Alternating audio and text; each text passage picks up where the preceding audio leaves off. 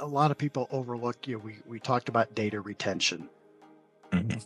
If you've got really old data that's out there, whatever it is, and it can become a liability um, to your enterprise. So if you don't need to have it, it's great to archive it, find a solution to archive it. You can keep it in near real time, but you don't need it as part of your live data set. Are you concerned about how securely your sensitive data is managed, especially when leveraging AI? Wondering if your business is truly protected against vulnerabilities and cyber threats? In today's critical episode, I'm joined by Brian Connor from ERP Suites. He'll outline essential strategies for encryption, security assessments, and protecting your AI infrastructure against malicious attacks. Tune in. This episode will equip you with practical security measures to safeguard your business effectively.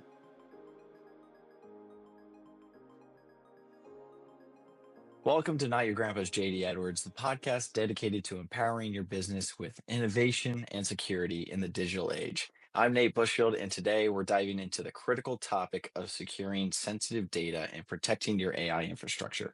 Joining us is Brian Connor, Director of JD Hi, Nate. Edwards Security at ERP Suites. How you doing, Brian?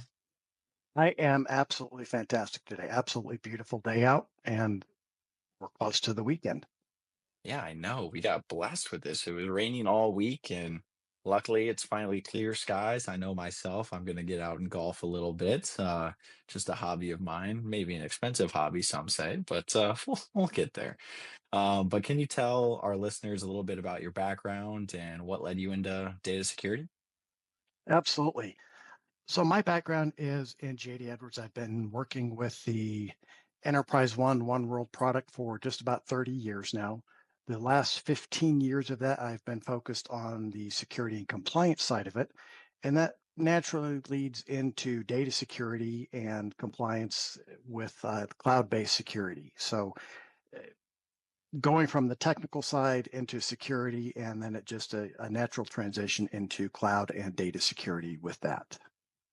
Awesome. I've actually been in this space longer than I've been alive, so that's a great stat to start off with.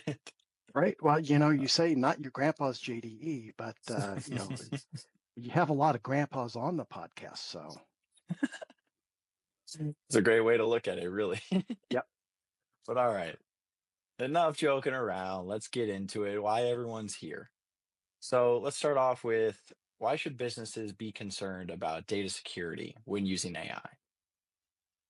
well, Nate, honestly, data is the lifeblood of your company. Without data, you don't have anything to sell, or you don't have anybody to sell to. It's the primary target for cyber criminals and their attempt to steal it or encrypt it or keep you from using it. So, really, data security is one of your primary focuses, or should be your primary focus, not just in the cloud and AI, but with everything in your enterprise. Yeah, I mean, it's one of the funniest things that, like, when you're talking about a company, it all comes down to the data. It doesn't matter if they're a retail shop, if they're an actual technology shop, or if somewhere in between. It comes down to the data. How reliable is that? Absolutely. What can they make from there? But what risks are they potentially exposed to without a robust security measure? I think all the standard concerns are there, although they're somewhat lessened, strictly speaking, from a data perspective when you're using OCI as your platform. Because with OCI, what Oracle's done is data encryption is on by default. You can't turn it off, so that's a wonderful thing to have. That being said, if the criminals can't get your data, they'll go after identities and policies and try to compromise you that way. So everything around your cloud environment needs to be secured in order to make sure that you can stay in business and protect your reputation. Yeah, exactly. If obviously, if you're looking at a company and their data is out there in the world, you might question, all right, is that safe for me to share my data with, or are we going to have issues down the road?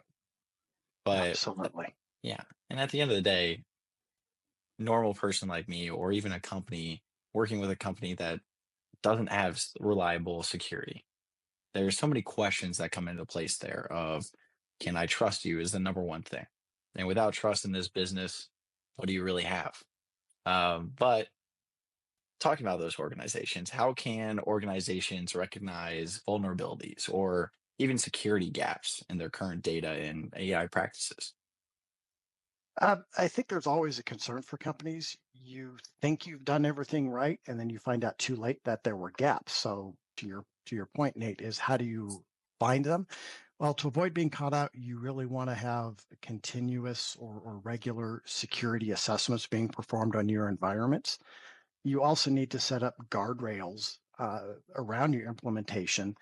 This helps make sure that what you configured as secure to begin your AI journey is still secure 6 months or 2 years down the road. Mhm. So it's a two-pronged approach, which is assess what you have, look for those gaps. The threat actors are constantly evolving, so you want to make sure you understand what any potential vulnerabilities are, but you also want to make sure that you're not shooting yourself in the foot by changing something inadvertently.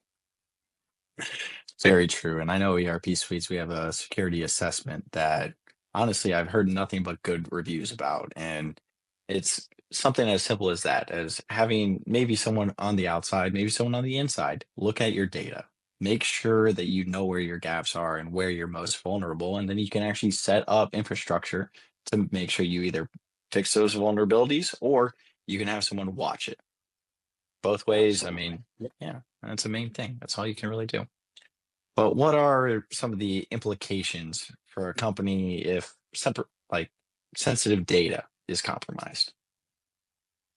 You kind of touched on that earlier. Great question. We can look at some of the high profile cases from the last few years. Target, United Healthcare. You brought up the issue of trust. If data gets out, encrypted, released out into the wild, out on the dark web, do you trust that particular vendor with your information? Are you going to, from the point of Target, maybe you're not going to do any more online shopping with them because you can't trust that your credit card information is secure. With United Healthcare, is your medical information secure? You have the immediate implications or the costs of remediation, recovery, reputational damage. Longer term, you have client or patient data that's been exposed and can be used to compromise them directly or you through them. So a lot of implications for sensitive data getting out there in the wild. Exactly. And it really does come down to the trust. And if your consumers aren't trusting you, they're probably not going to stay with you. They might buy once, but it's a great to quote to quote the great J. Cole, fool me once, shame on you. Fool me twice, can't put the blame on you. So Yeah, most people they don't get fooled twice. So absolutely. anyways, enough quoting J. Cole. I don't even know if you know who J. Cole is, but well, I'll Mm. I'll I'll I, send you I some don't, and, tracks and the after and the this. quote's a little different from what I remember, but the idea is the same. The idea is the same. It very much is. I'll send you what song I'm talking about later. But Okay. but anyways, once vulnerabilities are identified, what are the first steps organizations should take to protect their AI infrastructure and even their sensitive data? I'm not sure who this quote is from, but the best defense is a good offense. So you want to automate your detection and response of your vulnerabilities, along with notifications to your security staff so they can follow up on it. We mentioned earlier some of the assessments. You've got logs in your cloud environment. You need to look at them, or you need to have the alerts and notifications set up for some of those critical items to come directly to your security staff. But even more important than that is automating the response, having those detector recipes like OCI has to automate some of those critical things at the speed of the machine versus waiting for an alert to be sent to some staff that they can read it, recognize what it is, and figure out what to do. It's already been fixed, within milliseconds of it happening. So a good offense is the best way to keep yourself protected. Yeah, and I mean, I think I'm not sure if he was the first one to say it, but Mike Ditka will definitely comes to mind. big Bears coach back in the day, and the only time they've ever really been good is when they have a good defense. Spoken from a true Bears fan over here, I can definitely understand why that would be very important. Hell, pardon my language, but they have I saw a tweet the other day of they got a pope before they had a QB throw over 4,000 yards in the season. So, Well, so I don't think, not to offend anybody from Chicago, I spent 3 years living in the Chicago area. Uh, don't hold your breath waiting for that 4,000 yard season. ouch. Hey, Caleb Williams, he's got something. I don't know what it is, but he has something. Yeah. But could you break down the roles and responsibilities between vendors and customers in maintaining effective data encryption? Absolutely. Really, what it comes down to is the vendors are responsible for the encryption of the data, so making sure that it's not readable in transit or at rest. We're responsible for your secure communications, so all of that TLS 1.2 or higher communication between endpoints within the cloud environment, and making sure that the key management is done securely. Customers are responsible for data classification. So, what is the data? What's sensitive? What's not sensitive? Your data retention policies. Various industries and various jurisdictions have different regulations around how long you have to keep your data. Your data compliance. So, GDPR, HIPAA, or anything like that. You're responsible for making sure you comply with that information. Also, your audits and reviews of the data itself. Yeah. And yeah, obviously, like when you're talking about customers, when you're talking about the actual people that are going to be handling this data or setting up the security or anything like that, it comes down to the one principle of where's your infrastructure? Are you set up for this? Are you ready for this? And you have to do your due diligence. If it is going through and adhering to what the government is saying in terms of certain laws, certain practices that you should have in place, or if it's just industry standard of you should have this in place, you should have this. And at the end of the day, you have to protect your data, especially if it's sensitive. That's the main thing that we want everyone to get out of this. You bet. And I think a lot of people overlook, we talked about data retention. Mhm. If you've got really old data that's out there, whatever it is, and it can become a liability to your enterprise. So if you don't need to have it, it's great to archive it, find a solution to archive it. You can keep it in near real time, but you don't need it as part of your live data set. So there's a lot outside of the encryption and protection of the data that clients need to make sure they stay on top of and have procedures and policies in place to control that. Yeah, definitely. So, sticking on the train a little bit, why is boundary protection and malicious code protection critical for businesses leveraging AI technologies?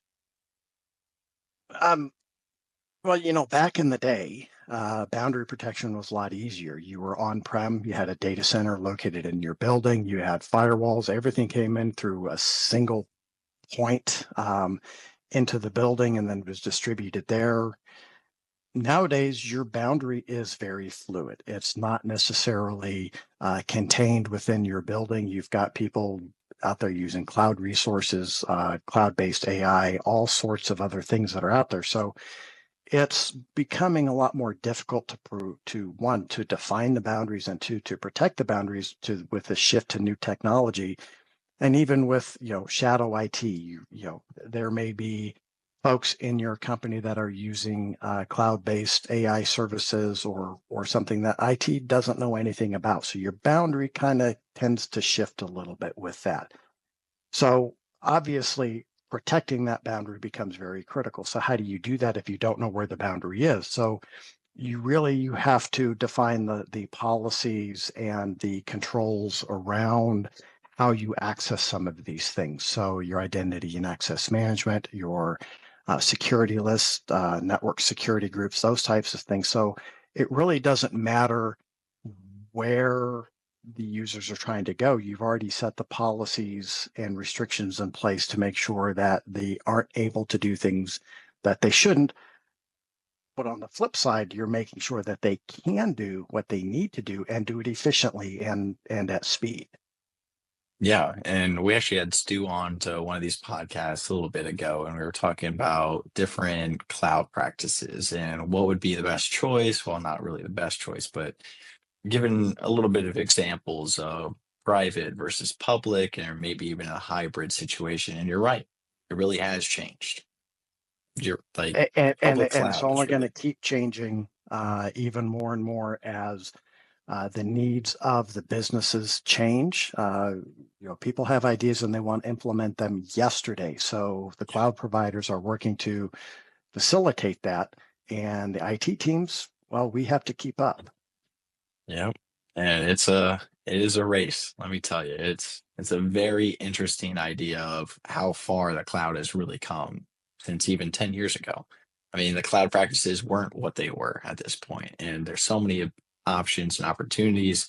So just gotta find the right one that's really gonna keep your data protected. But okay, let's talk a little bit more of examples, real world, that type of thing. So, can you share practical examples of how businesses have successfully implemented robust encryption and infrastructure security for AI? Absolutely. So, and again, I kind of lean more heavily towards OCI. We're an Oracle partner, so we work a lot with OCI. And with that, it's actually pretty easy. So any instance of OCI that has data, as we said at the beginning of the podcast, the data is already encrypted and you can't unencrypt it. So by default, everything's already protected from your threat actors. When we implement AI for customers, we use a concept that is relatively common out there. Different vendors have different names for it. We call landing zones. So these are predefined CIS certified secure deployments of the entire OCI instance. So we basically it's push button that we can create an instance in OCI that has everything you need for your JDE AI deployment. Um, and we've already gotten to the granular level everywhere that it's needed with the identity and access management, with the virtual cloud network, with the network security groups, with the cloud guard. All of those things are predefined out of the box, certified as being secure. So how do you successfully implement encryption and infrastructure? Well, landing zones and using a vendor that has practice with doing that for customers. Yeah, exactly.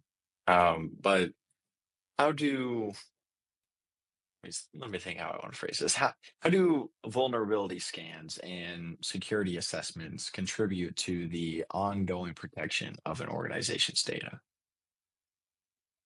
Well, vulnerabilities are changing every day. As we've mentioned in the AI week, you look at what's known from a vulnerability or malware perspective, and what you know today is not going to be the same 6 hours from now, let alone tomorrow or next week. So you want to have vulnerability scanning, not just on a virus signature, but on activity. So we do that on a continuous basis within the OCI instance, looking for any anomalous behavior, anomalous activity, things that shouldn't be happening, that may be trying to happen, privilege escalation, any of those types of things. So that's the vulnerability scanning. That's on a day-to-day, constant presence, always looking for something that shouldn't be there.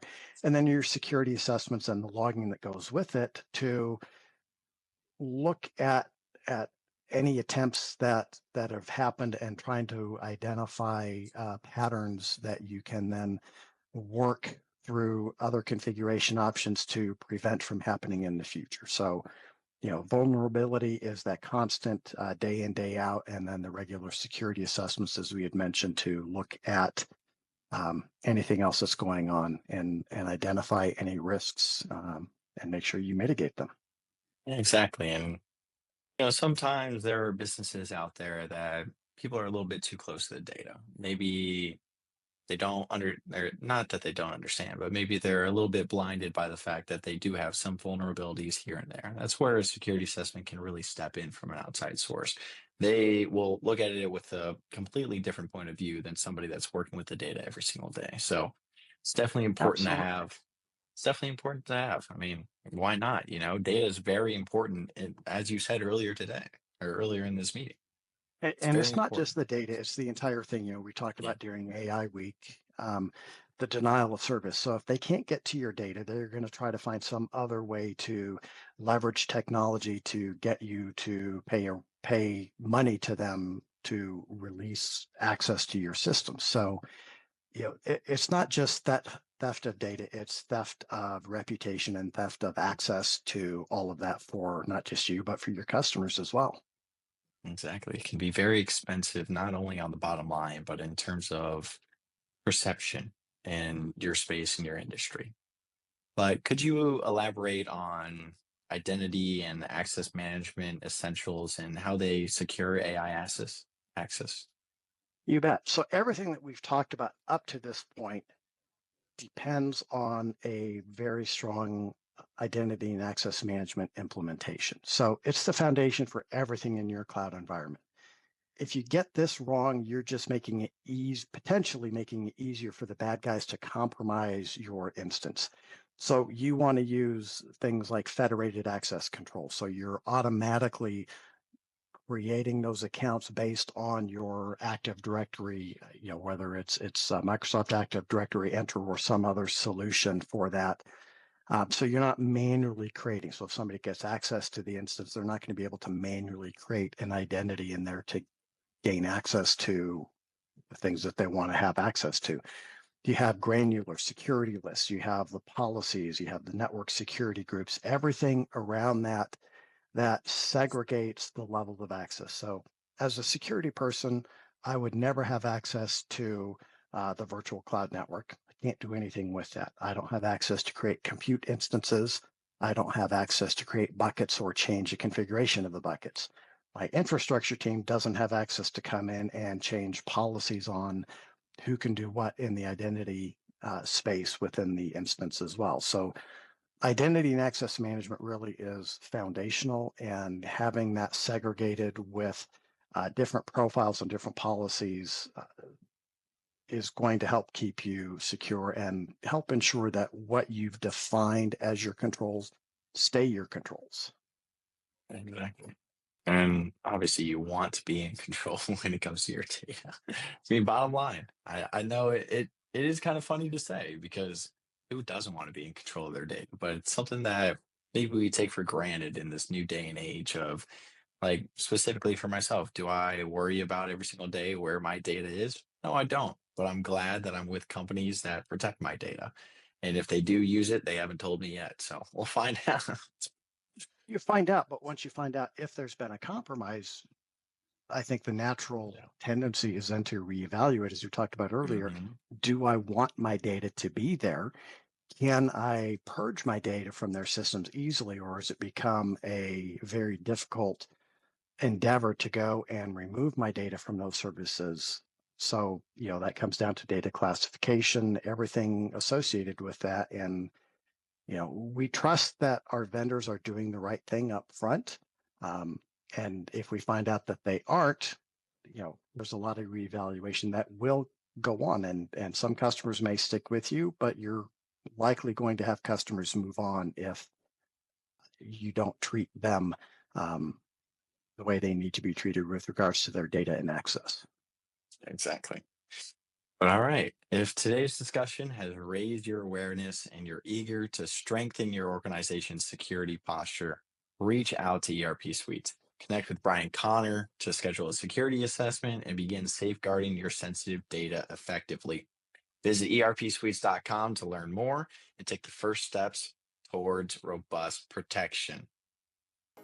Well, that's all for today's critical episode of Not Your Grandpa's JD Edwards. A huge shout out to you, Brian. Thank you for sharing your insights. It's been incredible to have you on, especially since for myself, I don't think about security every day, but it's always great to sit down with you and peek a little bit more into that mind of yours.